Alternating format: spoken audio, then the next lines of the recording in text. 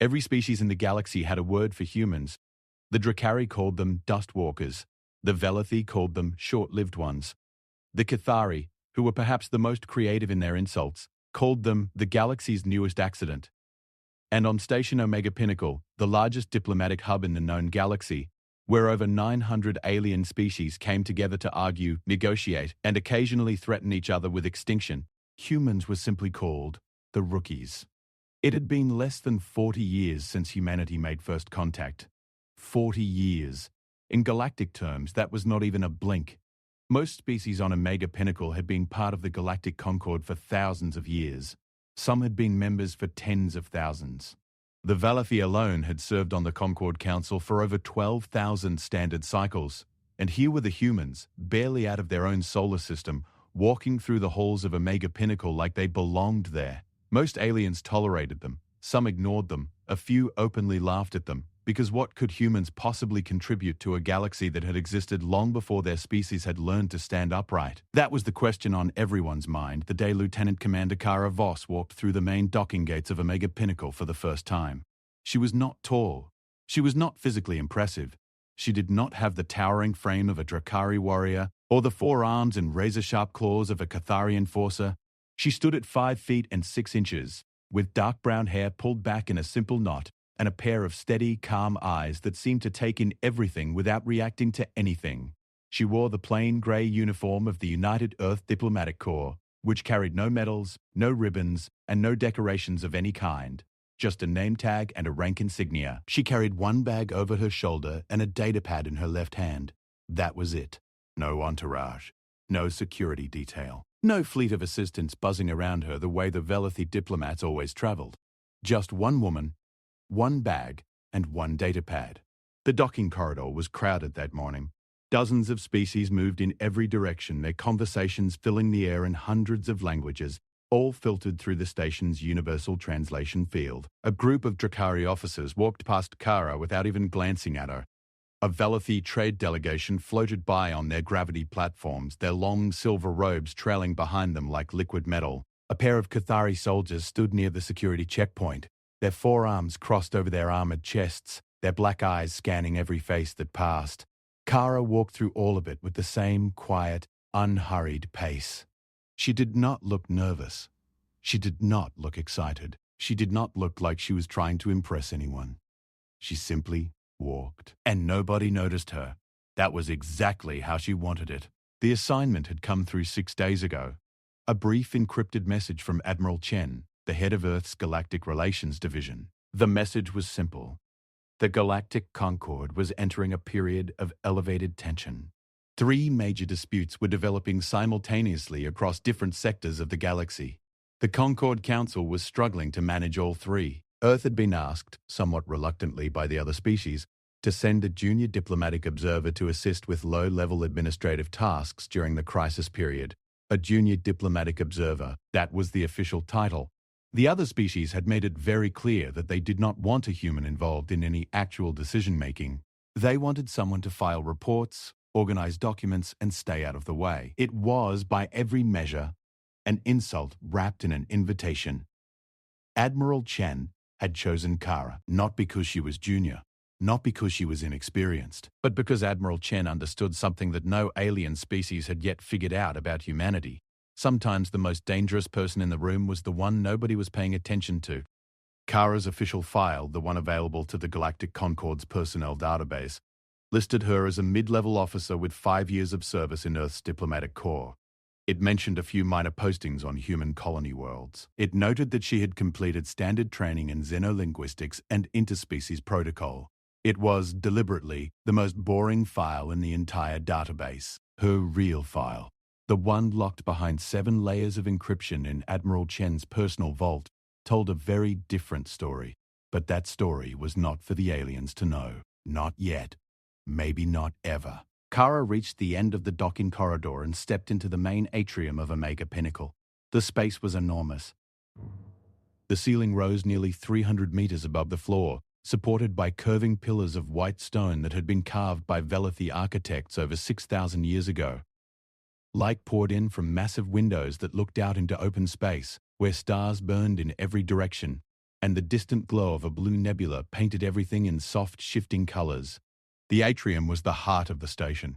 Every major corridor, every council chamber, every diplomatic suite, and every species quarter branched out from this central space. Thousands of beings moved through it at any given time. It was the most important room on the most important station in the galaxy. And standing in the middle of it, looking up at the ceiling with a calm expression, Kara felt something she had not expected. Not because the station was familiar.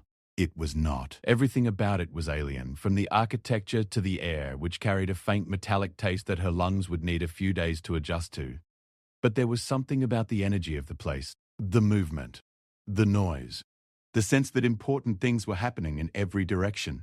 It reminded her of the operations centers she had worked in back on Earth, the controlled chaos, the high stakes hidden beneath polished surfaces. She had spent her career in rooms like this, rooms where the wrong word at the wrong time could end millions of lives. She took a deep breath, adjusted the bag on her shoulder, and started walking toward the human delegation's assigned quarters. She made it about 40 steps before someone blocked her path. He was Cathari, nearly 7 feet tall, with dark blue skin covered in fine scales and 4 arms that hung at his sides like weapons waiting to be used. His eyes were completely black, with no visible iris or pupil, and they reflected the light of the atrium like polished stones. He wore the uniform of a Cathari diplomatic attaché, which meant he was connected to one of the Cathari noble houses, probably a mid-ranking officer, sent to the station for the same crisis period that had brought Kara. He looked down at her with an expression that was not quite hostile, but was certainly not friendly. It was the expression of someone looking at an insect that had crawled onto their dinner plate. "Human," he said. His voice was deep and carried a natural vibration that Kara could feel in her chest. "Good morning," Kara replied. The Cathari tilted his head slightly.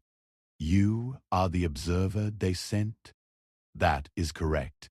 One observer. No security. No staff." He made a sound that the translation field rendered as something between a laugh and a grunt. "Your species does not take this seriously." Kara looked up at him without any change in her expression. "Or perhaps we take it very seriously and simply do things differently." The Cathari stared at her for a long moment. Then he made that sound again and stepped aside. "Welcome to Omega Pinnacle, human. Try not to get lost. The station is much larger than anything your species has built." He walked away without waiting for a response. Kara watched him go. She had already identified him from the briefing files Admiral Chen had provided. His name was Torek Val, 3rd son of House Val, one of the most powerful military families in the Cathari Empire. He was young by Cathari standards, aggressive, ambitious, and deeply suspicious of every species that was not Cathari. He had been sent to Omega Pinnacle not as a diplomat but as a spy for his family's interests. Kara had dealt with people like Torek before. In her experience, the ones who tried hardest to intimidate you were usually the ones most afraid of what they did not understand. She filed the encounter away in her mind and continued walking. The human delegation's quarters were located in Section 7, which was one of the smaller residential areas on the station. It was far from the council chambers, far from the main atrium, and far from the quarters of any major species. It was, in every way, the least desirable location on Omega Pinnacle. The kind of space you gave to someone you wanted to forget was there. Kara did not mind. She had worked in worse places. The quarters consisted of 4 rooms, a small common area with basic furniture, 2 sleeping chambers, and a communications room with equipment that was at least 2 generations behind what the other species were using. There was a single window that looked out at a section of the station's outer hull, which was about as scenic as staring at a wall. Kara dropped her bag on the bed in the first sleeping chamber and sat down. She pulled out her data pad and opened the briefing files she had been studying during the 6-day journey to the station. 3 potential wars, each one capable of destabilizing the entire galaxy. The first was the Dracari-Velity border dispute. The Dracari Empire and the Velity Collective had shared a border along the Seren corridor for over 8,000 years. It had never been a peaceful border. The 2 species were fundamentally different in almost every way. The Dracari were warriors, builders of warships, conquerors by nature and culture. The Velathi were traders, philosophers, and manipulators who preferred to win their battles with economics and information rather than weapons. They had fought 7 wars over the Seren corridor in the past 5,000 years, and each war had been more destructive than the last. Now, a new mineral deposit had been discovered in the corridor, a massive vein of something called Traxium, which was one of the rarest and most valuable substances in the galaxy. Both species claimed the deposit was in their territory. Both species had moved military fleets to the border, and both species had stopped talking to each other 3 weeks ago. The second crisis was the Cathari succession conflict. The Cathari emperor had died unexpectedly 2 months ago, and his 3 sons were now fighting over the throne. The conflict had not yet turned violent, but it was heading in that direction rapidly. Each son had the support of different noble houses, and each noble house had its own fleet and its own army. If the succession dispute turned into a civil war, it would not stay contained within the Cathari Empire. The Cathari had alliances and trade agreements with dozens of other species, and a civil war would drag many of them into the fighting. The third crisis was the quietest and, in Kara's opinion, the most dangerous. A species called the Zorath had begun expanding into unclaimed space along the galaxy's outer rim. The Zorath were a mystery to most of the Concord. They had joined the galactic community only about 200 years ago, which made them the second newest species after humans. They were reclusive, secretive, and had a military capability that nobody could accurately measure because they never allowed outsiders to see their ships or weapons. Their sudden expansion was alarming because nobody knew why they were doing it or what they wanted. 3 crises, 3 potential wars. And in the middle of all of it, one human woman who had been given the title of Junior Diplomatic Observer and told to stay out of the way. Kara closed the briefing files and set the datapad down on the bed beside her. She stood up and walked to the small window. Outside, the station's hull stretched away in every direction, a vast landscape of metal and engineering that dwarfed anything humanity had ever constructed. Beyond it, the stars burned in their ancient patterns, indifferent to the politics and conflicts of the tiny beings who lived among them. Kara had seen those stars from many different places. She had seen them from the deck of a human colony ship during the Kepler incident, when a misunderstanding between a human mining crew and a Drakari patrol had nearly triggered an interspecies war. She had been 26 years old, and she had talked both sides down from the edge in a negotiation that lasted 19 hours. No one outside of Admiral Chen's office knew she had been involved. The official record credited the resolution to a Velath mediator who had arrived after the crisis was already over. She had seen those stars from a listening post on the edge of Cathari space during the Horizon Crisis, when a rogue Cathari warlord had seized control of a weapons platform capable of destroying entire planets. She had been 29 years old, and she had spent 3 weeks undercover inside the warlord's organization, feeding intelligence to a joint task force that eventually neutralized the threat.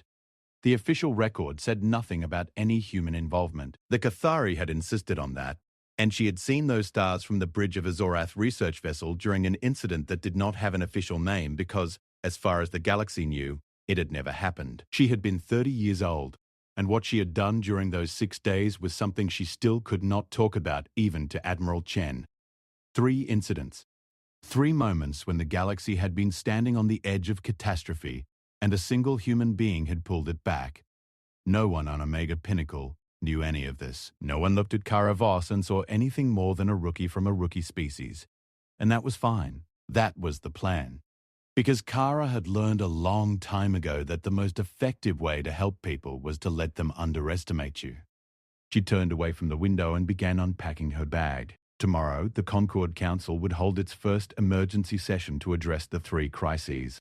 Kara would be there, sitting in the back of the observation gallery, taking notes on her outdated datapad, invisible and irrelevant. And she would begin doing what she did best. She would start listening. Because in a galaxy full of species that loved to talk, loved to threaten, and loved to hear the sound of their own voices, the most valuable skill was the one that almost no one practiced, the ability to pay attention. Kara finished unpacking, set an alarm for the following morning, and lay down on the narrow bed. The mattress was hard and clearly not designed for human bodies. The air in the room was slightly too cold. The hum of the station's engines vibrated through the walls with a low, constant frequency that she could feel in her bones. She closed her eyes. Tomorrow, the real work would begin. 3 crises, 3 potential wars, and a galaxy full of species that had already decided she was nobody. Kara Voss smiled in the darkness of her small, forgotten room. She had been nobody before. It was her favorite thing to be. The Concord Council Chamber was a cathedral of power. It sat at the exact center of Omega Pinnacle, accessible only through a series of secured corridors that required biometric clearance from at least 3 different species' security systems. The chamber itself was circular, nearly 200 meters across, with tiered seating that rose in concentric rings around a central platform. Each species had its own section, sized and designed to accommodate their particular physical needs. The Drakari section had reinforced seating wide enough for their massive frames. The Velathi section had gravity-adjusted platforms that allowed them to float at their preferred height. The Cathari section was elevated and armored because the Cathari trusted no one and wanted to be able to see threats coming from every direction. The human section was a single row of 5 seats in the upper gallery, tucked between the observation deck for minor species and a maintenance access corridor. It was the worst seating in the entire chamber. From there, Kara could barely see the central platform without leaning forward, and the acoustics were so poor that the translation field sometimes lagged by a full second. She always arrived early. It was a habit she had developed years ago during her first diplomatic posting. Arriving early allowed her to observe people when they were not performing. When delegates thought no one important was watching, they dropped their masks. They argued with their aides. They checked messages they did not want others to see. They stood in clusters with allies they would later deny having. Kara sat in her assigned seat, opened her datepad, and began watching. The Drakari delegation arrived first. There were 12 of them, led by Fleet Commander Ran, a legendary military officer who had commanded the Drakari's 3rd Fleet for over 40 years. Ran was old by Drakari standards. His reddish-brown scales had faded to a dull copper, and the horns that crowned his skull had been chipped and scarred by decades of combat. But his eyes were sharp, and when he walked into the chamber, every other being in the room instinctively moved aside. Rain was not a diplomat. He was a soldier who had been sent to deliver a soldier's message. The Drakari wanted the Triaxium deposit in the Seren corridor, and they were prepared to take it by force if necessary. His presence here was not a gesture of negotiation, it was a warning. Kara noted this on her datapad. She also noted the way Ran's eyes moved when he entered the room. He scanned every section, every exit, every potential threat. Old habits, combat habits. But his gaze lingered longest on the Velathi section, and when it did, his jaw tightened in a way that suggested the dispute over the Seren corridor was not just political for him. It was personal. She would need to find out why. The Velathi delegation arrived next, floating into the chamber on their gravity platforms with the effortless grace that made every other species either envious or irritated. There were 8 of them, all wearing the flowing silver robes of the Velathi diplomatic circle. They were led by Ambassador Salith, who was widely considered the most skilled negotiator in the galaxy. Salith had been a diplomat for over 300 years and had negotiated the resolution of more conflicts than most species had fought. She was tall and slender, with pale lavender skin and eyes that shifted color depending on her emotional state, a trait that most Velathi had learned to suppress in public, but that Salith deliberately displayed as a form of psychological strategy. Salith entered the chamber and immediately looked toward the Drakari section. Her eyes shifted from their resting silver to a deep, steady blue, which in Velathi emotional language meant cold calculation. She held Rand's gaze for exactly 3 seconds, then turned away as if he did not exist. It was a masterful display of contempt, and Kara watched every second of it. The Cathari arrived in 3 separate groups, which told Kara everything she needed to know about the succession crisis. The first group represented Prince Varric, the eldest son of the dead emperor. They sat on the left side of the Cathari section. The second group represented Prince Duath, the middle son. They sat on the right. The third group, smaller than the others, represented Prince Korath, the youngest. They sat in the back, separated from both other factions by empty seats that felt more like battle lines. Torek Val. The Cathari, who had confronted Kara in the atrium the day before, sat with Prince Durath's faction. He caught Kara watching the Cathari section and stared back at her with those flat black eyes. Kara looked away casually, as if she had simply been scanning the room, and made a note on her datapad. The other delegations filed in over the next 20 minutes. Species Kara had studied in briefing files and species she was seeing for the first time.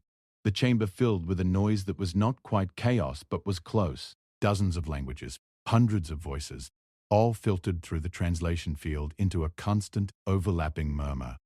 And then the Zorath arrived. There were only two of them. They entered through a side door that most delegates probably did not even know existed, and they moved to their section, which was located in a shadowed area of the upper tier, almost directly across from Kara's position.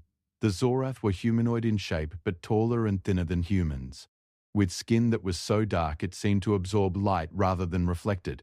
Their faces were smooth and featureless except for a pair of wide, luminous eyes that glowed faintly in the dimness of their section. They sat down without speaking to anyone. They did not acknowledge any other delegation. They simply sat and watched and waited. Kara studied them carefully. The Zorath were the least understood species in the Concord. Their language was partially untranslatable. Their culture was almost completely unknown, and their technology was rumored to be significantly more advanced than anything the Drakari or Velathi possessed. But rumors were all anyone had, because the Zorath shared nothing. Their sudden expansion along the outer rim was the crisis that worried Kara the most, because it was the one with the most unknowns. The session began when Concord mediator Yalan took her position on the central platform. Yalan was a member of the Terali, a neutral species that had served as mediators for the Concord for thousands of years. The Terali were small, barely 4 feet tall, with soft grey fur and wide, gentle eyes that made them look harmless. They were not. The Terali had a near-perfect memory, could detect lies through subtle changes in body chemistry, and had a talent for finding the exact words that could either calm a situation or make it explode. They chose their mediators carefully, and Yelen was one of the best. The emergency session of the Galactic Concord Council is now in order, Yelen announced, her small voice amplified by the chamber's acoustic systems until it filled the entire space. 3 matters require our immediate attention. The Seren corridor dispute between the Drakari Empire and the Velathali Collective, the succession crisis within the Cathari Empire, and the Zorath expansion along the Outer Rim. We will address each matter in turn. She paused and looked around the chamber. I remind all delegates that this chamber is a place of dialogue, not confrontation. Leave your weapons. Fleet Commander Ran made a low, growling sound that the translation field rendered as something close to unlikely. Yalen ignored him. We begin with the Seren corridor. What followed was 2 hours of the most frustrating diplomatic exchange Kara had ever witnessed, and she had witnessed many. The Drakari position was simple. The Triaxium deposit was located in territory that the Drakari had claimed 8,000 years ago, before the Velathi Collective even existed in its current form. The Drakari had bled for that territory. They had fought wars for it. They had earned it. And no amount of Velathi legal maneuvering was going to change that. The Velathi position was equally firm, but approached from the opposite direction. The border in the Seren corridor had been redrawn multiple times over the millennia, most recently in the Treaty of Seren, which had been signed 600 years ago after the 7th Drakari-Velathi War. According to the treaty, the Triaxium deposit was located in a neutral zone that belonged to neither species. The Velathi argued that the deposit should be jointly developed under Concord supervision, with profits shared according to a formula that would, conveniently, favor the Velathi because they controlled most of the galaxy's Triaxium processing facilities. Ran rejected this immediately. The Drakari did not share. They did not do joint development, and they certainly did not accept any arrangement that put their resources under the control of silver-robed merchants who had never held a weapon in their soft, useless hands. Salith responded with a smile that could have frozen a star. She suggested that if the Drakari preferred weapons to negotiation, they were welcome to try taking the deposit by force and discover how many of those weapons their fleet could afford to lose when the Velathi Collective shut down every trade route the Drakari depended on for fuel, food, and ammunition. The chamber erupted. Drakari delegates rose from their seats, roaring challenges. Velathi delegates activated their gravity platforms and ascended to a defensive height. Cathari delegates used the distraction to argue with each other about the succession. Smaller species retreated toward the exits. Yalan restored order, but it took nearly 30 minutes, and by the time the session moved on to the Cathari succession crisis, the temperature in the room had risen considerably, both literally and figuratively. Kara sat through all of it in silence. She took notes. She watched faces. She tracked who spoke to whom during breaks, who avoided eye contact with whom, who sent messages on their personal devices when they thought no one was looking, and she saw things. She saw that Fleet Commander Ran's anger was not entirely about the Triaxium deposit. When Salith had made her threat about trade routes, something had flickered across Ran's face that was not anger, it was fear. Not fear of the Velathi, but fear of something else. Something that the Triaxium represented. Kara filed this observation away, and made a note to investigate what the Drakari needed Triaxium for so urgently, that their most respected military commander had been sent to negotiate for it personally. She saw that the Cathari succession crisis was more complicated than three princes fighting over a throne. Prince Varric's delegation was not actually arguing for Varric's claim. They were stalling. Every time the discussion moved toward a resolution, Varric's people introduced a new procedural objection or requested additional time for consultation. They were not trying to win. They were trying to prevent anyone from winning, which meant Varric either had a plan that required more time to execute, or he was waiting for something. And she saw that the two Zoroth delegates were not watching the proceedings at all. They were watching her. It was subtle. Their luminous eyes rarely moved, and their featureless faces made it impossible to read their expressions. But Kara had spent years learning to detect when she was being observed, and she was certain of it. The Zorath were watching the human section. They were watching her. She did not react. She continued taking notes as if she had noticed nothing. The session ended 6 hours after it began, with no progress on any of the three crises. Yallen scheduled a follow-up session for the next day and reminded everyone that the galaxy's stability depended on their willingness to compromise. No one looked particularly willing. Kara returned to her quarters, heated a packet of standard-issue rations that tasted vaguely like cardboard, and sat down with her datapad. She had work to do. She started with the Drakari. Triaxium was valuable, but it was not irreplaceable. There were other deposits in the galaxy, some of them already under Drakari control. So why was this particular deposit important enough to risk an eighth war with the Velathi? She searched through the public databases available to Concord delegates. Trade reports, military assessments, scientific publications. The public information on Triaxium was extensive but unhelpful.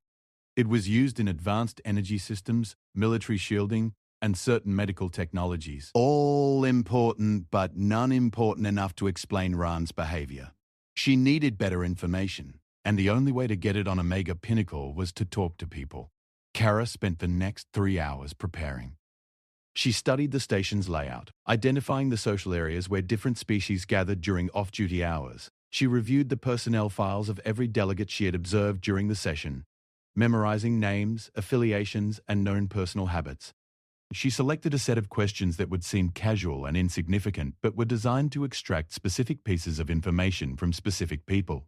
Then she changed out of her formal uniform and into a plain civilian outfit that made her look even less important than she already appeared.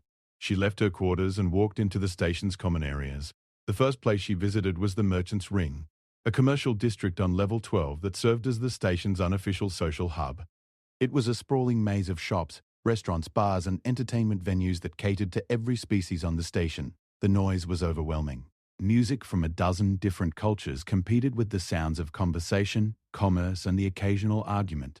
Kara found a small bar that served drinks compatible with human biology and ordered something that the bartender, a four-armed being with bright orange fur, described as safe for soft species. It tasted like fermented citrus and burned slightly on the way down. Kara decided it was acceptable. She sat at the bar and waited. It did not take long. A Drakari junior officer, 3 drinks into what looked like a difficult evening, sat down 2 seats away from her. He was young, probably fresh out of the military academy, and he had the restless, frustrated energy of someone who had been told to sit quietly and wait while his superiors handled things. Kara gave it 10 minutes, then casually asked the bartender a question about the Seren corridor that she already knew the answer to, making sure to get a detail wrong. The Drakari junior officer corrected her immediately. Drakari could never resist correcting someone who was wrong about military matters. It was hardwired into their culture. That correction led to a conversation. The conversation led to more drinks. And the drinks led to the young officer talking far more freely than his superiors would have approved of. Kara learned 3 things. First, the Drakari fleet was experiencing a critical shortage of Triaxium. Their existing reserves were running dangerously low, and their current mining operations were not producing enough to keep up with demand. Without new supplies, significant portions of the Dracari military infrastructure would begin failing within 2 years. Second, the shortage was not public knowledge. Fleet Command had classified it at the highest level. The Dracari Empire was, beneath its aggressive exterior, deeply vulnerable, and the Triaxium deposit in the Seren corridor was not just valuable to them, it was essential. Without it, the Dracari Empire would begin to collapse. Third, and most troublingly, the young officer mentioned something he probably should not have. He mentioned that Fleet Commander Ran had a personal connection to the Seren corridor. Ran's only daughter had died there, killed during a border skirmish with the Velathi over 30 years ago. For Ran, the corridor was not just strategic territory, it was a graveyard. And he would burn the galaxy to ashes before he let the Velathi profit from the ground where his child had bled. Kara thanked the young officer for the conversation, paid for his drinks, and left the bar. She stood in the crowded corridor outside and let the noise wash over her while she processed what she had learned. The Seren corridor dispute was not a trade negotiation. It was not a border argument. It was a collision between a dying empire's desperation and a grieving father's rage. And those were the two most dangerous forces in the galaxy. Kara walked back to her quarters through the quieter sections of the station. The corridors in Section 7 were mostly empty at this hour. The hum of the station's engines was louder here, a constant low vibration that made the walls tremble slightly. She was halfway to her door when she realized she was not alone. Someone was standing in the corridor ahead of her, tall, thin, with skin so dark it blended into the shadows. Two luminous eyes glowed faintly in the dimness. A Zorath. Kara stopped. She did not reach for a weapon because she did not carry one. She did not call for help because there was no one to call. She simply stood and waited. The Zorath stepped forward. In the dim light, Kara could see that it was one of the two delegates from the council session. Up close, the Zorath was even more striking than she had expected. Its skin was not just dark, it was textured in a way that seemed to shift and move, like looking at the surface of deep water at night. And its eyes were not simply glowing. They contained patterns, swirling shapes that changed constantly, like a language written in light. Kara Voss, the Zorath said. Its voice was strange, layered, as if multiple voices were speaking the same words at slightly different times. The translation field struggled with it, producing a sound that was almost but not quite natural. The human observer. That is correct, Kara said. And you are?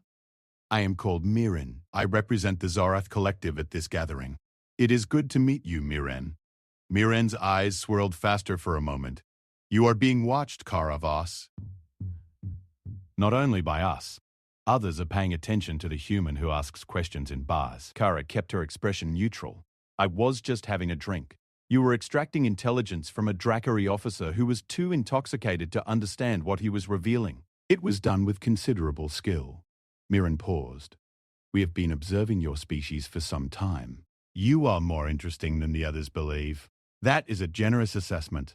It is an accurate one. Miren's layered voice dropped slightly in volume. The crises facing this station are more connected than the Concord understands. The Seren corridor, the Cathari succession, and our expansion along the rim. They are not three separate problems.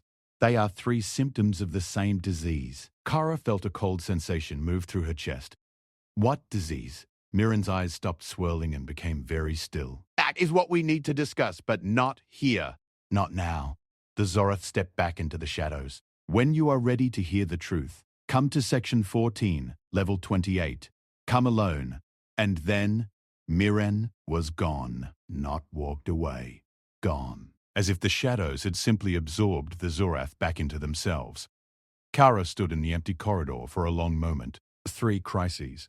Not separate. Connected. She had suspected something like this from the moment she read the briefing files. The timing was too convenient. Three major crises erupting simultaneously across different parts of the galaxy. It was too coordinated to be coincidence. But she had not expected the Zorath to see it too, and she had not expected them to reach out to her.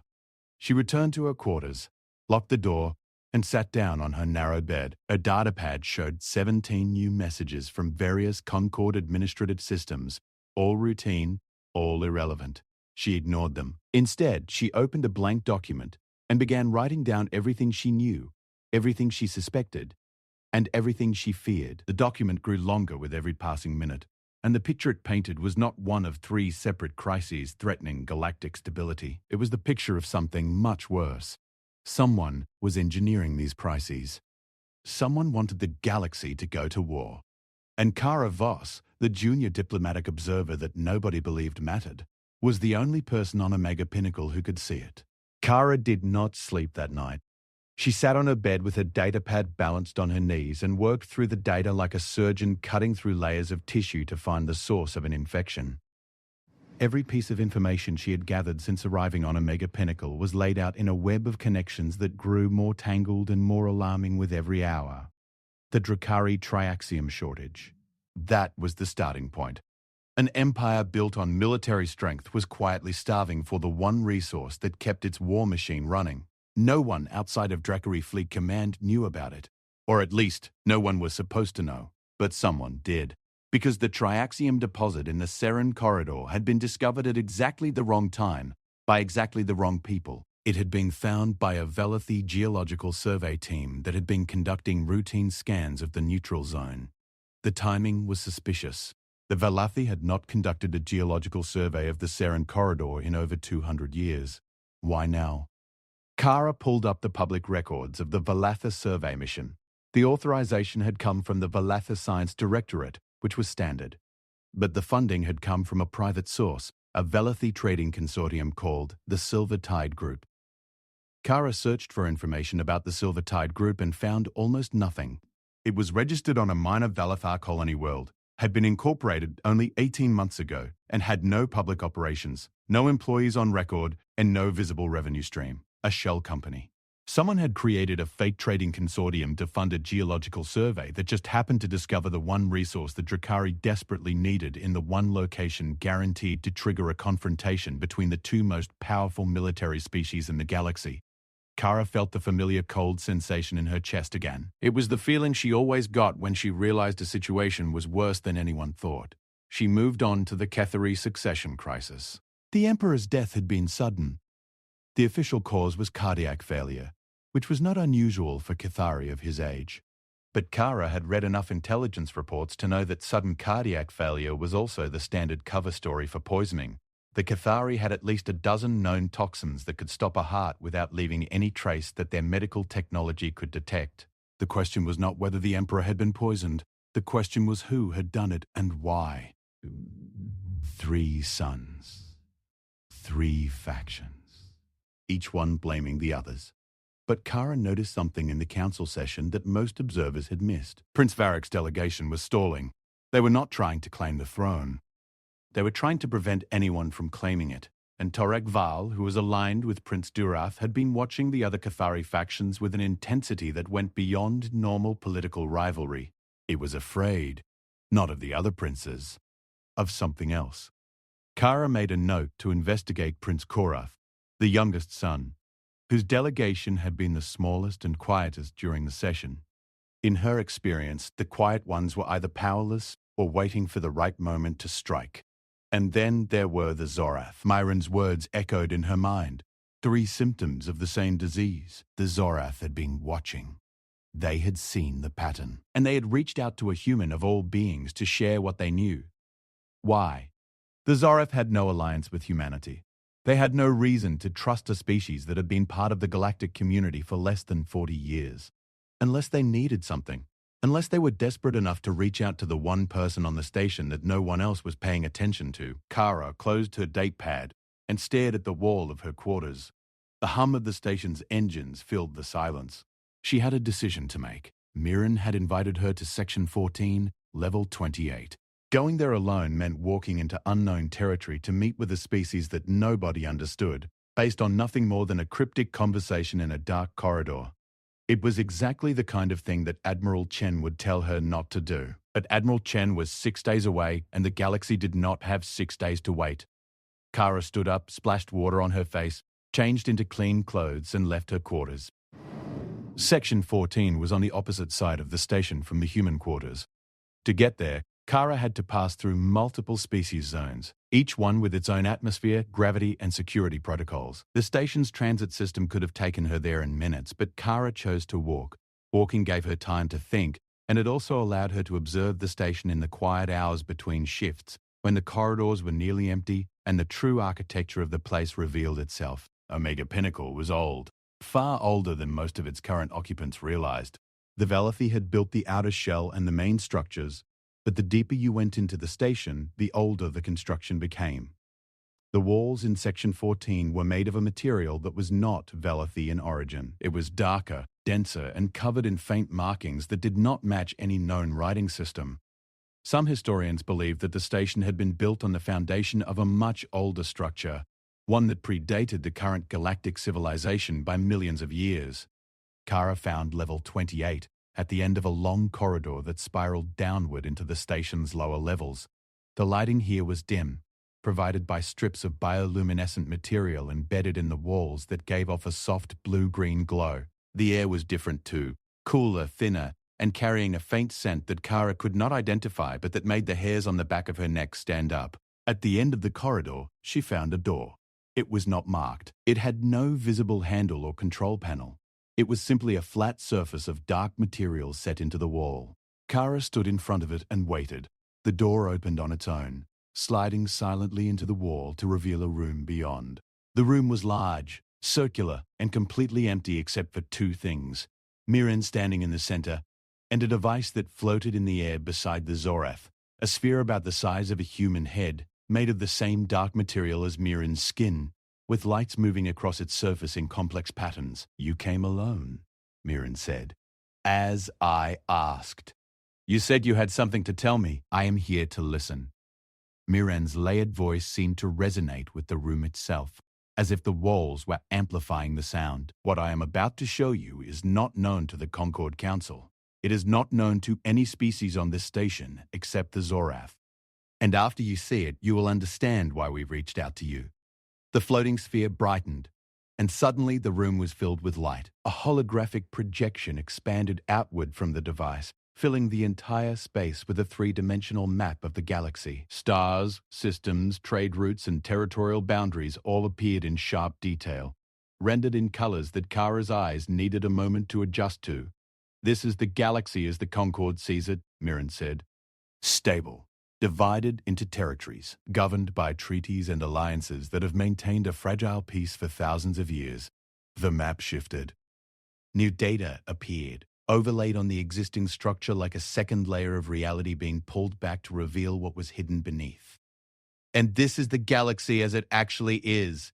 Kara stared. The new data showed a network, lines of connection that ran between the three crisis points: the Seren Corridor, the Kethari Empire, and the Zorath expansion zone, and then extended outward to connect to dozens of other locations across the galaxy. Each connection point was marked with a symbol that Kara did not recognize, but that appeared to represent some kind of event or action. "What am I looking at?"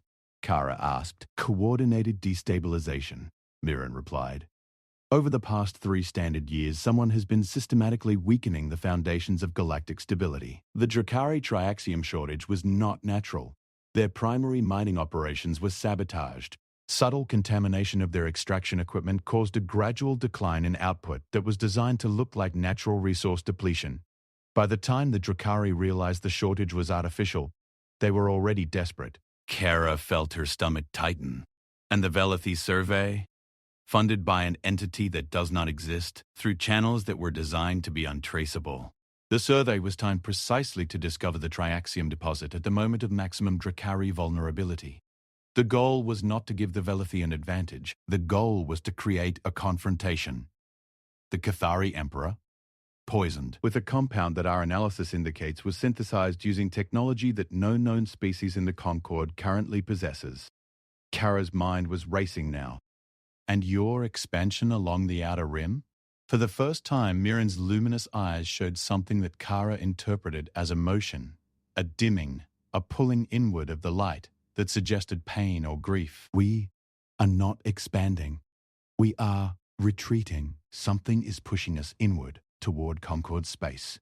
Something on the outer rim that we cannot fight and cannot stop. The holographic map zoomed outward, past the boundaries of Concord territory, past the known systems of the outer rim, into the dark space beyond. And there, in the vast emptiness between galaxies, Kara saw something that made her blood go cold. Movement. Massive, coordinated movement. Structures that were not stars and not planets, but something else entirely. Something that registered on the Zorath sensors as technology, but on a scale that defied comprehension. They were moving inward, toward the galaxy. Slowly, steadily, and with a purpose that was unmistakable. "What is that?" Kara whispered. "We do not know," Mirren said. "We detected them 14 years ago on the outer rim. We have been monitoring them since. They do not communicate. They do not respond to any form of contact. They simply move forward, consuming everything in their path. Every system, every resource, every form of matter they encounter is broken down and absorbed into their structures." "How big are they?" "The largest structure we have identified is approximately the size of your species' moon." Kara felt the room tilt slightly, though she knew it was only her inner ear reacting to the shock. An approaching threat of that magnitude was not a crisis. It was an extinction event. "The 3 crises on this station," Mirren continued, "are not coincidences. Someone or something is deliberately tearing the Concord apart from the inside, weakening its members, destroying their ability to cooperate. And they are doing it now, at precisely the time when the galaxy needs to unite against the greatest threat it has ever faced." Kara stared at the holographic map for a long time. The structures on the outer rim moved with terrible patience, advancing 1 light year at a time, consuming everything, growing larger with every system they devoured. "Why are you telling me this?" Kara asked. "Why not bring this to the Concord Council?" "Because the Concord Council is compromised," Mirren said. "Whoever is engineering the internal crises has agents on this station. We do not know who they are or which species they belong to. We cannot trust the Council. We cannot trust the Drakari, the Velathi, or the Cathari. We cannot even be certain that all members of our own delegation are free from influence. But you trust a human." "No," Mirren said. "We trust you. Specifically you. We have been studying your species since you arrived in the galaxy. You are young, you are underestimated, and you have no alliances or debts to any other species that could be used as leverage against you. But more importantly, we have identified a pattern in the resolution of several recent crises. The Kepler incident, the Horizon Crisis, and an event that occurred on one of our own vessels 3 years ago that our government officially denies ever happened." Kara's breath caught. No one was supposed to know about that. The incident on the Zorath vessel was classified at a level that even most of Earth's senior leadership could not access. Each of those events shared a common element, Mirren said. A human operative who was officially not present, who held no authority, and who single-handedly prevented a catastrophe. The intelligence work was exceptional. The methodology was consistent. And when we analyzed the available data, every thread led back to one name. Mirren's eyes fixed on Kara with an intensity that felt like physical pressure. "Yours." Kara said nothing for a long moment. She looked at the holographic map, at the approaching structures on the outer rim, at the web of sabotage connecting the 3 crises on Omega Pinnacle. "If I confirm or deny what you're suggesting," Kara said carefully, "it could compromise ongoing operations and put lives at risk." "Understood. We are not asking for confirmation. We are asking for help." Kara considered this. The situation was far beyond anything Admiral Chen had anticipated when he sent her to the station. He had expected 3 separate diplomatic crises that could be managed with careful observation and quiet influence. Instead, Kara was looking at a coordinated attack on galactic civilization, timed to coincide with an approaching existential threat. The scale of it was staggering, but Kara had learned a long time ago that the scale of a problem did not change the fundamental approach to solving it. Every crisis, no matter how large, was ultimately about people, about understanding what they wanted, what they feared, and what they were willing to do. "I will help you," Kara said. "But I need something from you first. Name it. Everything you have. Every piece of data on the outer rim threat. Every analysis of the sabotage network.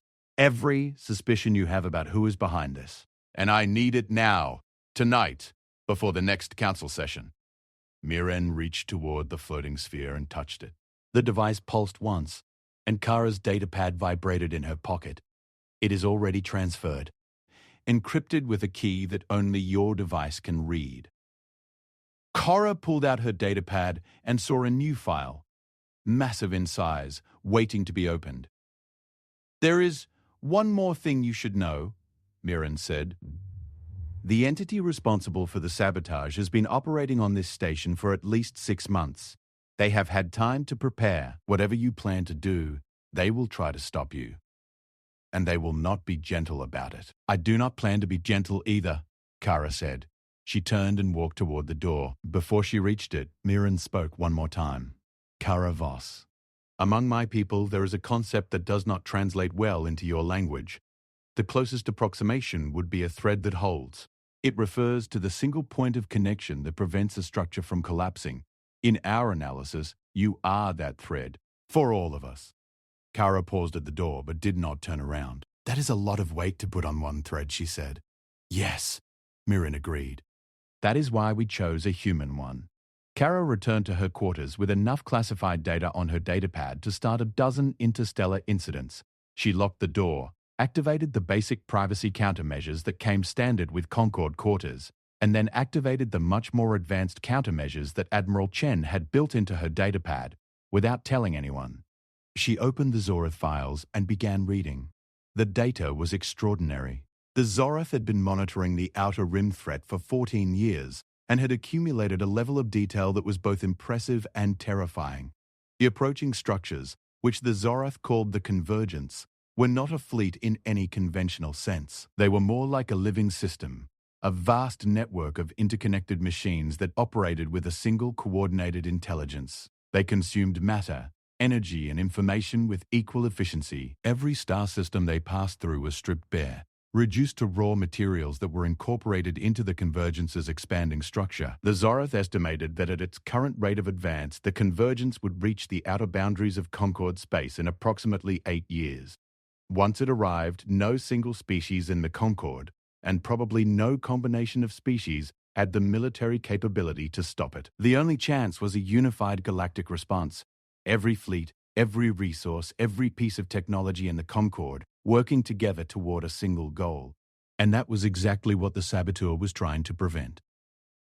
Kara set the convergence data aside and turned to the sabotage analysis. The Zorath had identified 17 separate acts of sabotage across the galaxy over the past 3 years. The Dracari Triaxium contamination, the funding of the Valathi survey, the poisoning of the Cathari Emperor, but also smaller, subtler actions. A trade agreement between 2 minor species that had been disrupted by forged communications. A scientific research station that had been destroyed by what appeared to be an accident but was actually a precisely targeted attack. A diplomatic courier who had disappeared while carrying sensitive documents between 2 allied species. Each act was designed to create distrust, break alliances, and push species toward isolation and conflict. The pattern was clear once you could see it, but it was almost impossible to detect from inside any single species' perspective. You had to be looking at the whole picture to see the threads connecting everything. And at the center of the web, the Zorath had identified a single point of origin. Not a person. Not a species. A signal. A communication frequency that appeared briefly at each sabotage site in the days before the action was carried out. The signal was encrypted in a way that the Zorath could detect but not decode, using technology that did not match any known species in the Concorde, the same unknown technology that had been used to poison the Cathari Emperor. Someone, or something, with technology beyond anything the galactic community possessed, was orchestrating the destruction of the Concorde from within. And they were doing it to clear the path for the convergence. Kara sat back and pressed her hands against her eyes. The scope of what she was facing was immense. She was one person, with no authority, no fleet, no weapons, and no allies except a species that most of the Concorde distrusted. She had been sent to this station to file reports and stay out of the way, but she had been in impossible situations before. She had stopped wars with nothing more than words, timing, and the willingness to walk into rooms that everyone else was running out of. She could do this. She had to do this. Kara opened a blank document on her datapad and began writing a plan. A plan had 3 parts. First, resolve the Dracari-Valathi dispute in a way that brought both species to the table as allies rather than enemies. Second, stabilize the Cathari succession before it erupted into civil war. Third, identify the saboteur on the station and neutralize them before they could do any more damage. 3 objectives, each one nearly impossible on its own. All 3 needed to happen simultaneously, because the saboteur would react to any progress on one front by escalating the others.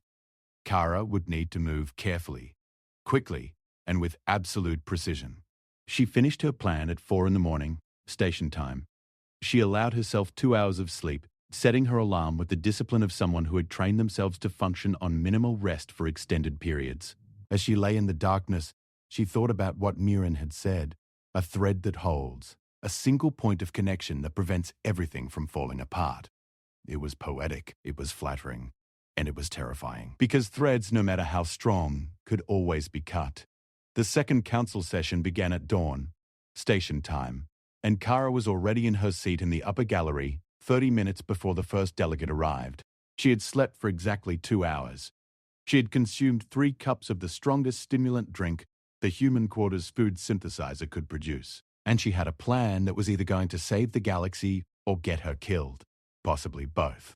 The delegates filed in with the same tensions as the day before, but something had changed overnight.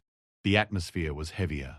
Kara could feel it in the way people moved, in the tightness of their voices, in the way security details were positioned closer to their delegations than they had been yesterday. Something had happened during the night, something that had pushed the temperature up another degree. Kara found out what it was when Mediator Yalan took the central platform and made an announcement that sent a visible shock through the chamber. During the night, the Drakari Third Fleet has advanced to within striking distance of the Saran Corridor neutral zone. Simultaneously, the Velity Collective has deployed a trade interdiction field across 3 major shipping lanes used by the Drakari Empire. Both actions represent significant escalations. I call upon both delegations to explain. Fleet Commander Ran stood. Even from the upper gallery, Kara could see the rigid set of his shoulders and the way his scarred hands gripped the railing in front of him. The Drakari Empire does not explain its military deployments to this council. The Third Fleet is positioned to protect Drakari interests, nothing more. Ambassador Salith rose from her gravity platform with a smile that had no warmth in it whatsoever. And the Velity trade interdiction is a proportional response to the military threat now aimed at neutral space. If the Drakari wish to point weapons at us, they should not be surprised when we respond with the weapons we are best at wielding. The chamber erupted into angry shouting. Yalan called for order. The Cathari delegates used the chaos to argue among themselves. Smaller species looked toward the exits, and Kara sat in her seat and made a decision. It was time to stop observing. She stood up. She picked up her datapad, and she walked down from the upper gallery toward the central floor of the chamber. Nobody noticed at first. She was small, plain, and wearing a uniform that carried no rank of significance. She moved through the delegate sections like a ghost, passing between arguing groups without anyone giving her a second look. She was a human. She was nobody. She reached the edge of the central platform and stopped.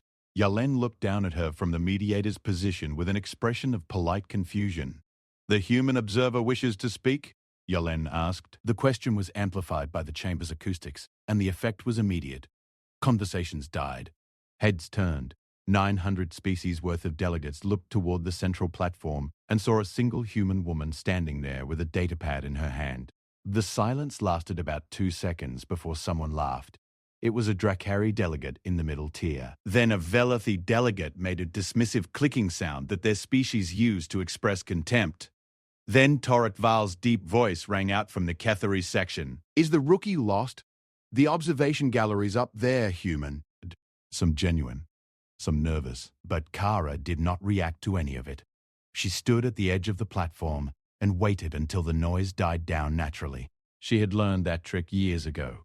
When people expected you to be embarrassed, the most powerful thing you could do was simply refuse to be. When the chamber was quiet again, Kara spoke. Her voice was not loud, but the chamber's acoustics carried it clearly to every seat in the room. "Fleet Commander Ran, your Triaxium reserves will be depleted within 22 months. At current consumption rates, your fleet's shield generators will begin failing within 18. Your primary mining operations in the Karath Belt were sabotaged 3 years ago through systematic contamination of your extraction equipment. The shortage is not natural. It was engineered. The silence that followed was unlike anything Kara had experienced in a diplomatic setting. It was not the silence of surprise. It was the silence of shock so profound that it paralyzed every being in the room. Ran's face underwent a transformation that was visible even from the central platform. The color drained from his scales. His hands, which had been gripping the railing, went completely still. His eyes, which had been burning with aggressive energy all morning, went wide and then narrow in a way that Kara recognized as the Drakari equivalent of extreme alarm. Because what she had just said was the most closely guarded secret in the Drakari Empire. And she had said it in front of the entire Galactic Concord. "How?" Rand growled, and his voice was low enough to vibrate the floor. "Do you know that? Because the same entity that sabotaged your mining operations also funded the Velathi Geological Survey that discovered the Seren Corridor deposit. The survey was paid for through a shell company called the Silver Tide Group, which was created 18 months ago for the sole purpose of triggering this confrontation." Now the Velathi section stirred. Ambassador Sailor's eyes had shifted to a bright, alarming red, which Kara knew meant extreme agitation. Sailorth was a master of emotional control, and seeing her display such a visible reaction told Kara that the information about the Silver Tide Group was genuinely new to her. "That is impossible," Sailorth said. "The survey was authorized by the Science Directorate." The authorization was legitimate. The funding source was not. The Silver Tide Group has no employees, no operations, and no revenue. It exists only on paper, and it was created by someone with enough knowledge of both Drakari vulnerabilities and Velathi bureaucratic processes to manipulate both species simultaneously. Kara paused and let that sink in. She could see minds working behind alien faces all across the chamber. The implications were spreading through the room like ripples in water. "I am not finished," Kara said. The Cathari Emperor was poisoned. The toxin used was synthesized with technology that no known species in this Concord possesses. The timing of his death was designed to trigger a succession crisis that would prevent the Cathari Empire from participating in any unified galactic response to an external threat. Now the Cathari section exploded. All 3 factions were on their feet. Torek Val's 4 hands were clenched into fists the size of Kara's head. Prince Varig's delegates were shouting at Prince Durath's delegates. Prince Korath, the youngest, sat motionless in the back of the section, and Kara noticed that his eyes were not on his brother's delegations. They were on her. Yelen pounded the mediator's staff on the platform 3 times, the traditional signal for silence, and slowly, reluctantly, the chamber quieted. "These are extraordinary claims," Yelen said, her gentle Terali face showing more tension than Kara had ever seen in the species. "What evidence do you present?" Kara held up her datapad. "Everything I have said can be verified. The financial records of the Silver Tide Group, the chemical analysis of the contamination in the Drakari mining equipment, the toxicological profile of the compound used to kill the Cathari Emperor. I am prepared to share all of this data with the Council and with each affected delegation individually." "And the source of this information?" Yarlan pressed. "Multiple sources gathered through my own investigation and corroborated by intelligence from a Concord member species that I am not at liberty to identify without their consent." Across the chamber, in the shadowed upper tier, Mirren's luminous eyes glowed steadily. The Zorath delegate gave no visible reaction, but Kara knew they were listening. Ran leaned forward, and his massive frame seemed to fill his entire section of the chamber. "You are saying that someone deliberately created this conflict? That the Drakari and the Velathi are being played against each other?" "Yes. By whom? I do not yet have a definitive answer, but I can tell you this. Whoever is responsible has technology more advanced than anything the Concord currently possesses, has detailed knowledge of the internal affairs of multiple member species, and has been operating within Concord space for at least 3 years. They are here, on this station, and they are still active." Kara could see delegates glancing at each other, at neighboring sections, at species they had trusted for centuries. The saboteur's greatest weapon had always been distrust, and now Kara was walking a razor's edge between revealing the conspiracy and deepening the paranoia that fed it. She needed to pivot, fast. "But here is what matters," Kara said, and she made her voice stronger, more certain, filling the space with a conviction she needed every being in the room to feel.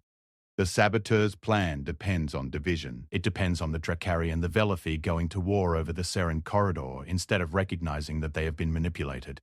It depends on the Cathari Empire tearing itself apart instead of standing united. It depends on every species in this room being so consumed by their own conflicts that they cannot see the real threat. I am asking you to see it.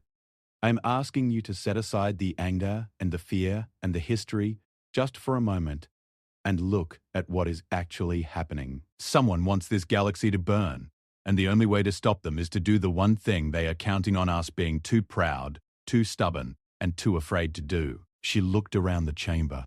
At Ran, whose scarred face was unreadable. At Salith, whose eyes had shifted to a color Kara had never seen before, something between silver and gold that the translation field could not interpret. At Torek Val, whose four fists had slowly unclenched. At Prince Korath, who was watching her with an expression of quiet, focused attention. Work together, Kara said. Not because you trust each other, not because you like each other, but because the alternative is extinction. The word hung in the air like a bell that had been struck. Nobody spoke for a long time. Then Rain stood. The old warrior rose to his full height, 7.5 feet of scarred muscle and ancient pride, and looked directly at Kara with eyes that had seen 100 battles. You are asking the Drakari to believe a human, he said. A species that has been in this galaxy for less time than some of my scars have been on my body. I am asking you to believe the evidence, Kara replied. My species has nothing to do with it. Ron stared at her for a long moment. Then he made a sound that the translation field rendered as a grudging acknowledgement. Show me the data on the mining contamination. If what you say is true, then the Drakari have been fighting the wrong enemy. Kara sent the files to his delegation system immediately. Salith stood next. I will have the Silvertide group investigated through Velathi intelligence channels. If it is indeed a fabrication, we will find the truth. She paused. And I will suspend the trade interdiction for 72 hours as a gesture of good faith while the investigation proceeds. A murmur ran through the chamber. The Velathi, voluntarily giving ground. It was almost unheard of. The Cathari sections were slower to respond. The three factions spent several minutes in heated internal discussion. Finally, it was not one of the princes or their delegates who spoke, but Torek Val himself. He stood, all 7 feet of him, his forearms crossed, his black eyes fixed on Kara with an expression that had evolved from contempt to something far more complex. If the emperor was poisoned, then the succession is built on a crime. No prince can claim a throne that was stolen from its rightful holder through murder. He turned to face the other Cathari factions. I speak for House Val. We will support a full investigation into the emperor's death, and until that investigation is complete, we will suspend all succession claims. The other Cathari delegates stared at him. Then, one by one, nods began to appear. Not agreement exactly, but a willingness to pause, to wait, to investigate before fighting. Kara felt something loosen in her chest. Not relief, it was far too early for relief, but the faintest sense that the ground beneath her feet had stopped shifting. Yulin tapped her staff once. This council will reconvene in 72 hours. In that time, the data presented by the human observer will be reviewed by all relevant delegations. I request that all military deployments be frozen at their current positions and that no further escalatory actions be taken. It was not a resolution. It was a pause. A breath. But in a galaxy that had been sprinting toward the edge of a cliff, a pause was the most valuable thing Kara could have won. The session ended, and the chamber began to empty. Kara remained on the central platform, gathering her thoughts and allowing her heart rate to return to something approaching normal. She was approached 3 times before she could leave. The first was Ran himself. The fleet commander descended from the Drakari section and walked to the central platform with a deliberate, heavy stride. He stopped in front of Kara and looked down at her. Up close, his scars told the story of a lifetime of violence. The chipped horns, the faded scales, the deep lines around his eyes that came from decades of staring across battlefields. My daughter died in the Seren corridor, he said quietly, so that only Kara could hear. I have spent 30 years hating the Velathi for it. If what you say is true, If we were manipulated into that conflict as well, then I have been hating the wrong people for a very long time. Grief makes clarity difficult, Kara said. But it does not make it impossible. Rayan studied her face with the careful attention of a soldier assessing a new kind of weapon. You are not what I expected from a human. Most people find that to be the case. The old warrior made a low sound that might have been a laugh. I will review your data, and if it proves accurate, you will have the Drakari's attention. That is not something we give easily. He walked away without another word. The second visitor was Torek Val. The young Cathari approached with his usual intensity, but the arrogance that had colored their first meeting was tempered by something new, uncertainty, perhaps even respect, though he was clearly fighting against showing it. You made powerful enemies today, human, he said. Whoever is behind this conspiracy will not appreciate being exposed. I am aware. You should also be aware that the Kethari succession is not as simple as 3 princes and a poisoned emperor. There are factions within factions. Alliances that shift with every passing hour. What you started today may save us, or it may accelerate the crisis. Is that a warning? Torek's black eyes held hers. It is information, given freely, which is not something my people do often. He paused. You should be careful, Karavos. This station has many shadows, and not all of them are empty. He left, and Kara noted that he had used her name for the first time. Not human. Not rookie. Her name. The third visitor was someone Kara had not expected. Prince Korath, the youngest son of the dead Kethari Emperor, approached the platform alone. His delegation remained in their seats, watching from a distance. Korath was smaller than Torek, leaner, with scales that were a deeper shade of blue, almost black. He moved quietly, without the aggressive energy that characterized most Kethari. His 4 arms hung loosely at his sides, and his black eyes, when they met Kara's, contained something she had not seen in any other Kethari on the station. Sadness. I loved my father, Korath said.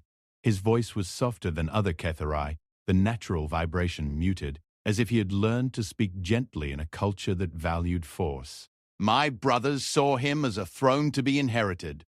I saw him as a man to be mourned. She waited.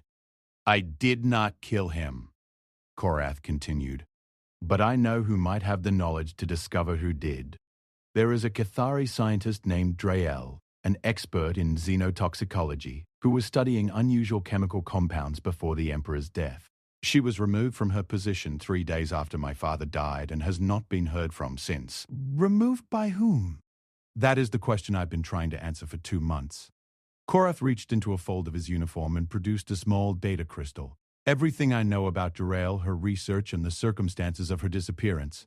Kara took the crystal. It was warm, carrying the heat of Kethari body temperature, which ran considerably higher than human. Why give this to me? She asked. Korath's sad eyes held hers. Because you are the first person on this station who seems to care about truth more than power. And because my father once told me that the most dangerous warrior is the one who fights without a sword. He glanced at Kara's empty hands, her plain uniform, her lack of weapons or armor or entourage. You carry nothing. And yet you just changed the course of this council with nothing but words. My father would have admired that. He turned and walked back to his delegation without waiting for a response. Kara stood on the central platform, holding a data crystal in one hand and a data pad in the other, surrounded by the empty seats of a chamber that had, for the first time in weeks, chosen to pause instead of fight. It was not victory. It was barely even a beginning. The saboteur was still out there. The convergence was still approaching. And the galaxy was still balanced on the edge of a blade. But Kara had bought herself 72 hours. 3 days to investigate the poisoning, track the saboteur's signal, and build the foundation of an alliance that the galaxy had never seen before. She left the chamber and walked through the corridors of Omega Pinnacle with a pace that was faster than her usual careful stride. She had work to do, and very little time to do it. As she turned a corner towards Section 7, she noticed something that made her stop mid-step. The door to her quarters was open. She had locked it when she left. She always locked it. The lock was standard Concord security, reinforced by the countermeasures in her datapad. Opening it without her authorization would have required either the station's master security codes or technology significantly more advanced than anything the Concorde possessed. Technology more advanced than anything the Concorde possessed. Kara's heartbeat accelerated, but her body went still. She stood in the corridor, 10 meters from the open door, and listened. The hum of the station's engines, the distant murmur of ventilation systems, and from inside her quarters, a sound that should not have been there. A faint, rhythmic clicking, like something mechanical tapping against a hard surface. Kara pulled Korath's data crystal from her pocket and tucked it inside her boot, where it would be harder to find. She transferred the most critical files from her datapad to the encrypted backup channel that Admiral Chen had established before her departure. If something happened to her, the data would still reach Earth. Then she walked toward the open door, because running away was not something Kara Voss did. Not from enemies. Not from the dark, not from anything. She reached the doorway and looked inside. Her quarters had been searched. Not violently, not obviously, but with a precision that spoke of professional training. Every item she owned had been moved slightly, examined, and replaced. The changes were nearly invisible, the kind of thing that only someone who had been trained to spot exactly this kind of intrusion would notice. And sitting on her bed, waiting for her with patient, glowing eyes, was a being she had never seen before. It was not Zorath. It was not any species she recognized. It was humanoid in shape but wrong in proportions, too long in the limbs, too narrow in the shoulders, with skin that was not skin but something metallic and shifting, like liquid mercury frozen in the shape of a person. Its face had no features except two oval openings, where eyes would be, filled with a light that pulsed in a pattern that matched the rhythmic clicking sound. The clicking stopped when Kara appeared in the doorway. The being looked at her, or at least the 2 points of light oriented toward her in a way that suggested awareness. Kara Voss, it said. The voice was not filtered through the translation field. It spoke directly in standard human English, perfectly accented, perfectly clear. You have been very busy. Kara stood in the doorway and did not move. Who are you? I am the one you have been looking for. The thread that runs through the crises, the hand behind the curtain.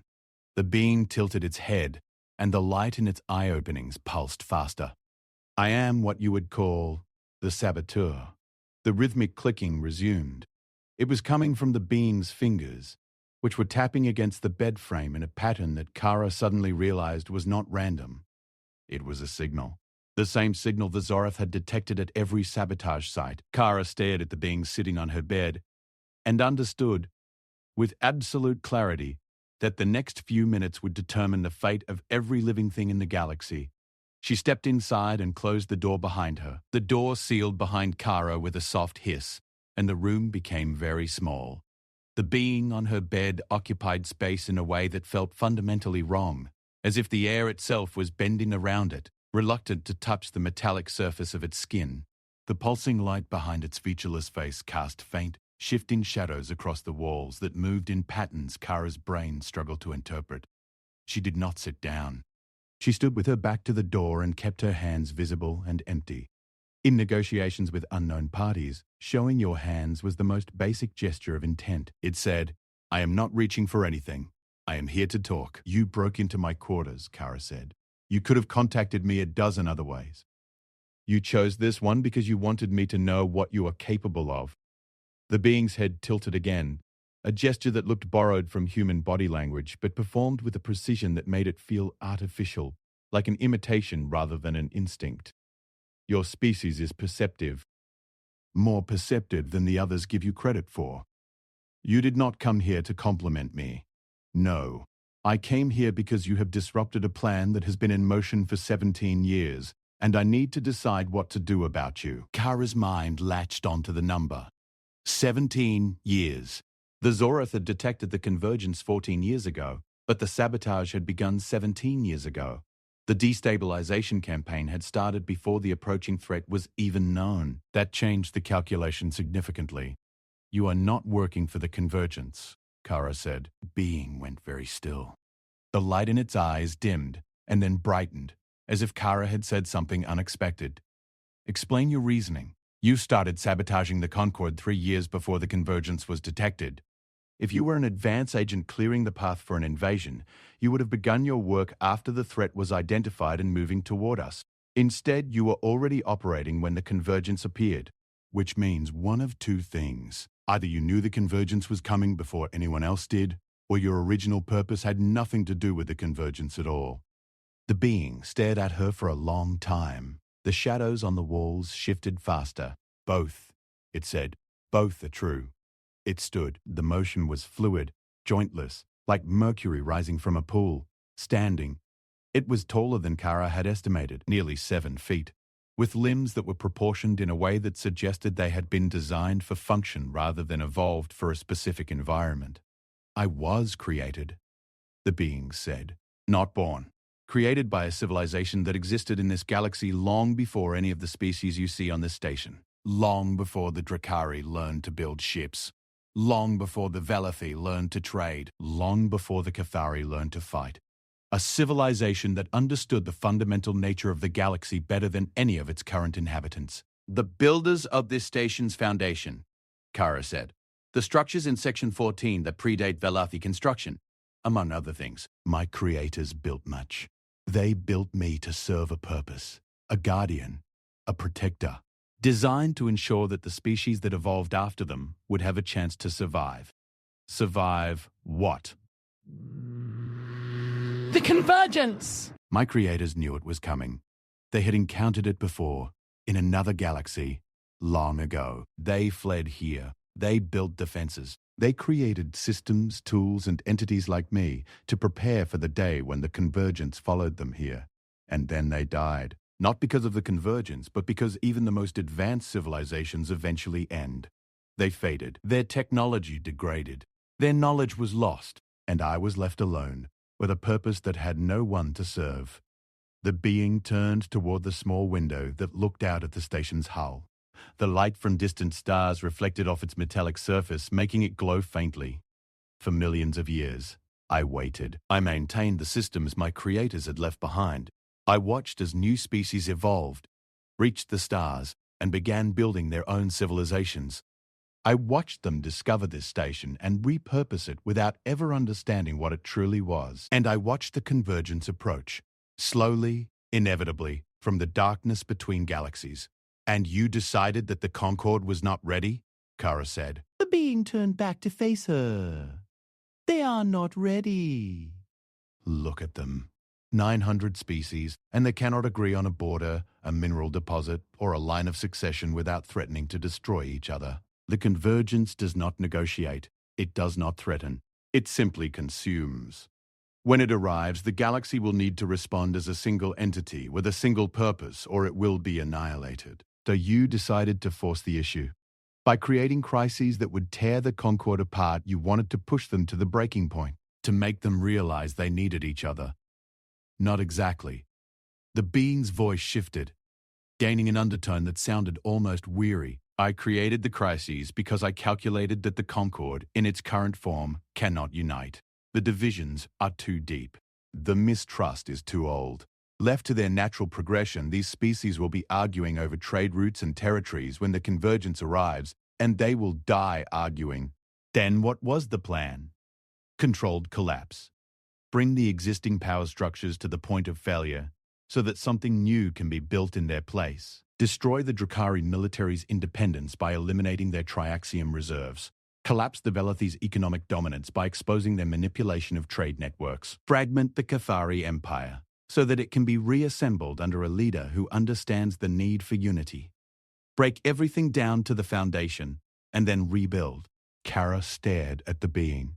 She understood the logic. She even understood the desperation behind it. A guardian left alone for millions of years, watching the countdown to extinction while the species it was supposed to protect bickered and fought and refused to see the threat approaching from the darkness. But the logic was wrong, and Kara knew it was wrong because she had seen this pattern before. On a much smaller scale in her own species' history, you are making the same mistake that every well-intentioned tyrant in history has made, Kara said. You believe that you can force people to be better by taking away their choices. Tear down the existing structures and they will build something stronger. Except that is not how sentient beings work. When you destroy what people have built, they do not come together. They fragment further. They become more afraid, more desperate, and more violent. Your controlled collapse would not create unity. It would create chaos. And by the time the convergence arrived, there would be nothing left to defend. The being was silent for a long time. The shadows on the walls slowed. You are certain of this? I have watched my own species go through this cycle dozens of times in our short history. We have burned our civilizations to the ground more than once, and what grew from the ashes was not always better. Sometimes it was worse, much worse. The path to unity does not run through destruction. It runs through trust. And trust cannot be forced. It has to be earned. Trust. The being repeated the word as if tasting it, a concept that requires time. And time is the one resource we do not have. We have 8 years, Kara said, according to the Zorath estimates of the convergence's approach. The Zorath estimates are wrong. Their sensor technology, while impressive, cannot accurately measure the convergence's acceleration. Based on my creator's data, the convergence will reach Concord space in 5 years, perhaps fewer. 5 years. Kara felt the weight of that number settle into her bones. But we do it the right way. Not by manipulating species into conflict and hoping they figure out how to cooperate after everything falls apart. We do it by showing them the truth. All of it. The convergence. Your existence. The sabotage campaign and why it happened. Everything. If you reveal my existence, they will want to destroy me. Probably. I am the only entity in this galaxy that fully understands the defenses my creators left behind. Without me, those defenses cannot be activated. Without those defenses, the galaxy cannot survive the convergence. Then we will have to make them understand that too. The beings studied her with those pulsing points of light. You believe they will listen? The Dracari, who trust nothing they cannot defeat in combat? The Velathi, who trust nothing they cannot control through trade? The Cathari, who trust nothing outside their own blood? I believe they can learn to listen, because I have seen it happen before. Not between alien species, but between factions of my own kind who hated each other just as deeply and feared each other just as completely. We found ways. Imperfect, messy, slow ways. But we found them.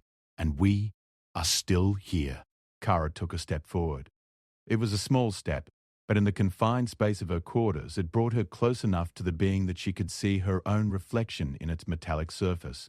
Distorted and strange, but unmistakably human. You have been alone for millions of years, she said, carrying a burden that was never meant for one entity. You made decisions that seemed logical because you had no one to challenge your logic, no one to tell you that there was another way. But there is another way, and it starts with stopping the damage you have already done and helping me build something that actually works. The being was motionless. The shadows on the walls had stopped moving entirely. Even the pulsing light in its eyes had gone steady, holding a single unchanging brightness. And if I refuse, then I will tell the Concord everything I know, including your existence, your location, and your weaknesses. And they will come for you. And you will either destroy them, which proves that you were never a guardian to begin with, or they will destroy you, and we will face the convergence without the defenses you control. Everyone loses? Or you choose a different path. You come forward voluntarily. You face the anger and the fear and the distrust, and you accept it. You show them the convergence and the defenses, and you offer yourself as an ally, not a manipulator. It will be difficult. It will be slow. Some species will refuse. Some will try to destroy you, but some will listen. And over time, more will follow. Because the truth has a weight to it that lies can never match. The being reached out one long metallic hand toward the window. Starlight played across its surface, and for a moment, it looked almost alive, almost organic, almost vulnerable. My creators built me to protect life in this galaxy, it said. Somewhere in the millions of years since they died, I forgot what protection means. I reduced it to strategy, to calculations, to acceptable losses. That happens, Kara said quietly. When you carry something alone for too long, you forget why you picked it up in the first place. The being lowered its hand.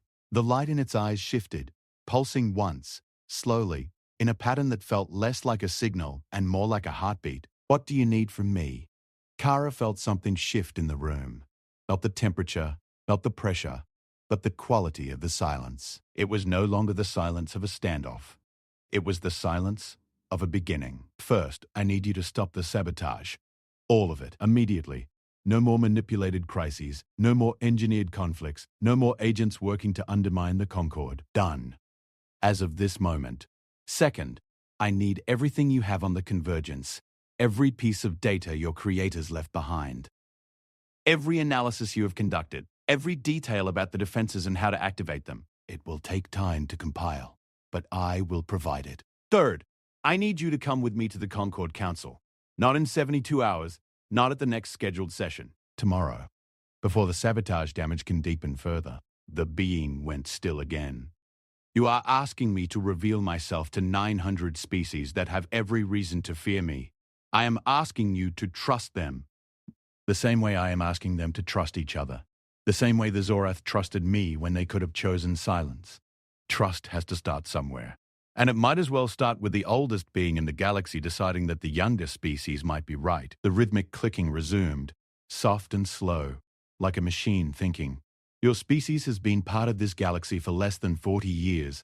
You have no fleet to speak of, no territory worth mentioning, and no technology that would impress any of the major species on this station.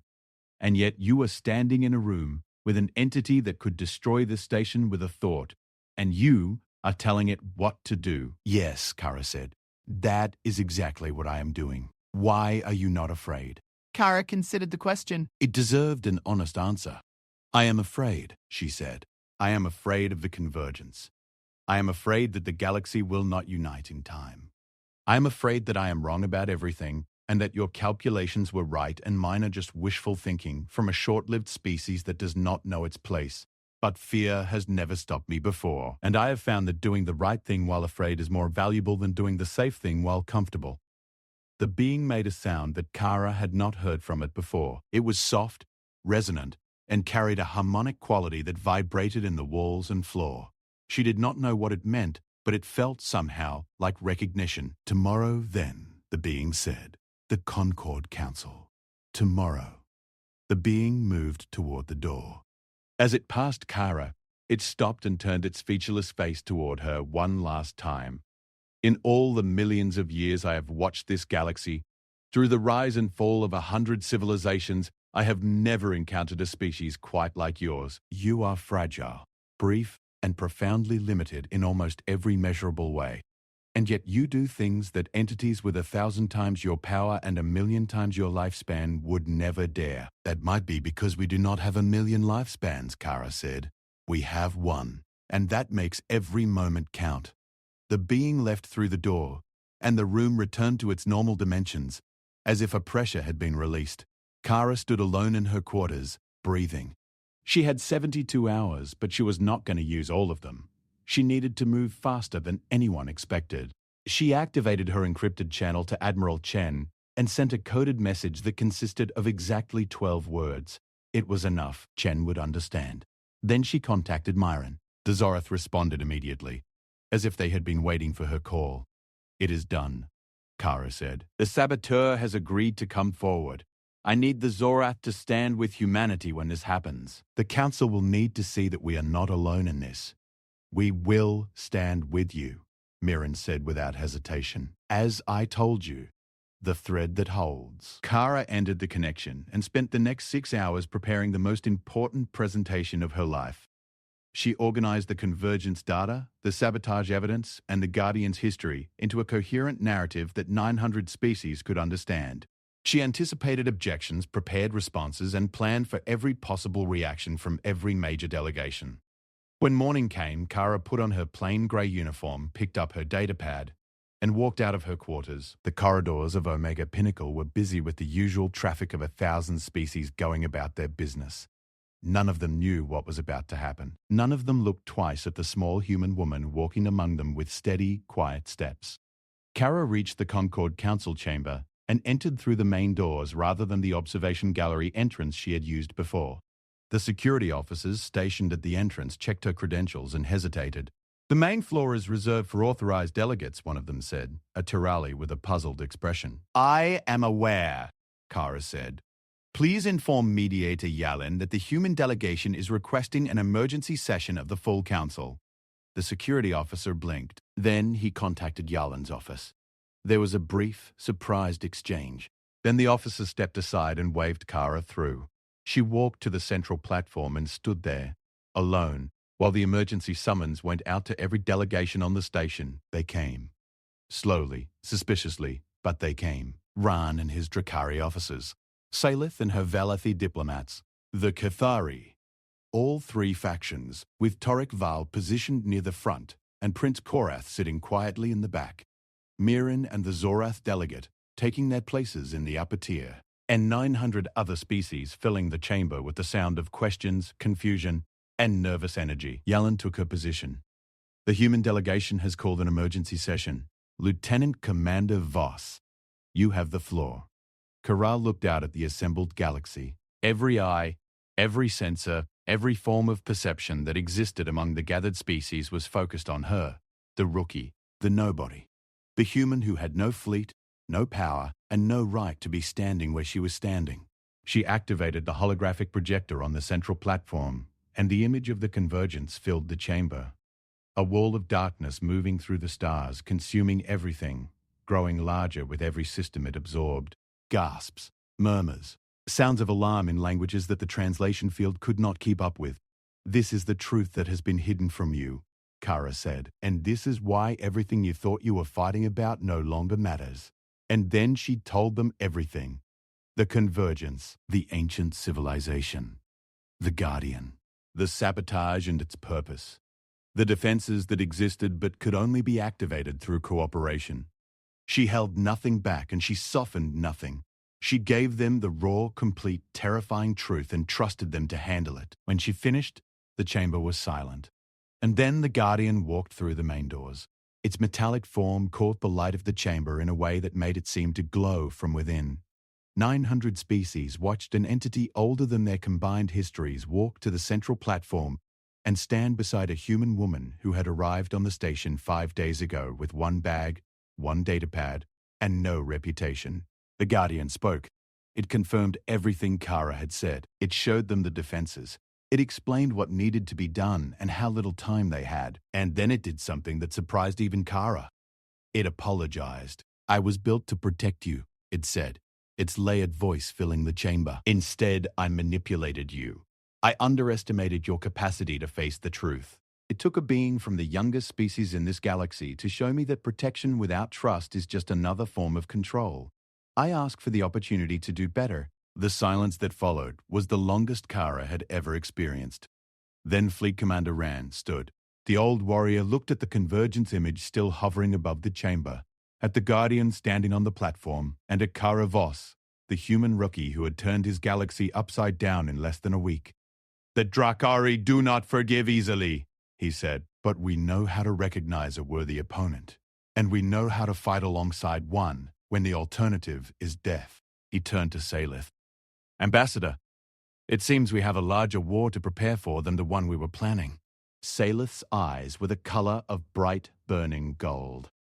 The Valathi Collective will commit its full economic and technological resources to the defense effort. And Fleet Commander, I believe it is time we discussed sharing the Seren Corridor deposit. It appears we will both need the Triaxium. Prince Korath rose from the back of the Cathari section. His brother's factions turned to look at him. The youngest prince, the quiet one, the one who mourned instead of fought. The Cathari Empire will investigate my father's murder and choose its next leader based on justice, not ambition. And whoever sits on that throne will bring the full strength of our people to this fight. One by one, delegations stood. Species that had not spoken to each other in centuries offered their resources, their knowledge, their ships. The chamber filled with a sound that Kara had never heard before in any diplomatic setting. The sound of 900 species choosing, freely and of their own will, to stand together.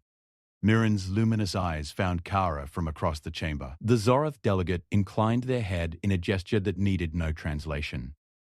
Yelan tapped her staff on the platform 3 times. But this time, it was not a call for order. It was a celebration. Let the record show, the mediator said, and her small voice carried the weight of history. that on this day the Galactic Concord voted unanimously to form the Allied Defense Coalition, proposed by the human delegation, seconded by the Zorath Collective, the Dracari Empire, the Valathi Collective, and the Kithari Empire.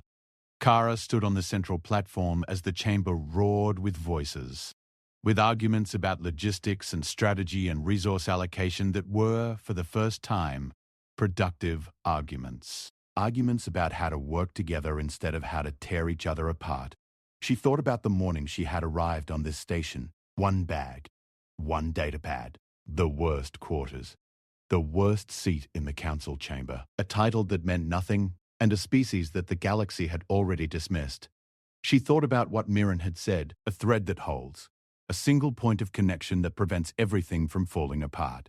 She thought about what the Guardian had said, that humans were fragile, brief, and limited, and yet they did things that more powerful entities would never dare.